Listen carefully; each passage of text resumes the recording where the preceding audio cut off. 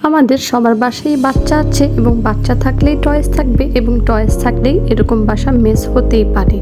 আর তাই দেরি না করে এই অগোছালো টয়েস গুছানোর একটি সলিউশন বের করা যাক। আমার মতো যাদের বাসা খুবই ছোট এবং পার্টিকুলার কোনো প্লে রুম নেই, তারা RFL বেস্ট বাই অথবা কোনো প্লাস্টিকের জিনিসের শপ থেকে এই ধরনের বক্সগুলো কালেক্ট করতে পারেন, যেখানে খুব সুন্দর করে টয়েসগুলো গুছিয়ে রাখা যায়। কারণ টয়েসগুলোর সাথে অনেক ছোট ছোট পার্ট থাকে এবং এই ছোট ছোট পার্টগুলো একটু কেয়ারফুল না হলেই হারিয়ে যেতে পারে।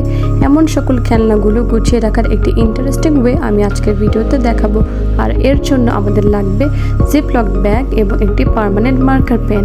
ভিডিওতে আমি একটি জিপলক ব্যাগ নিয়ে নিচ্ছি এবং এটির উপরে আমি টয়েসের নাম লিখব।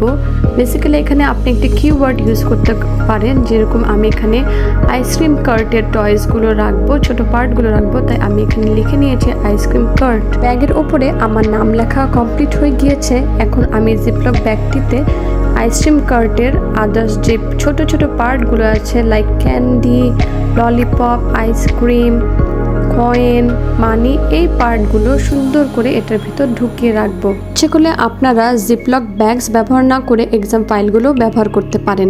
এই ফাইল অথবা জিপলক ব্যাগের উপর লেবেলিংয়ের সুবিধা হলো আপনি টয়েসগুলো গুছিয়ে রাখার সময়ে দেখতে পারবেন আপনি কোন ব্যাগে রাখবেন এবং খেলার সময়ও দেখে দেখে বের করা সম্ভব।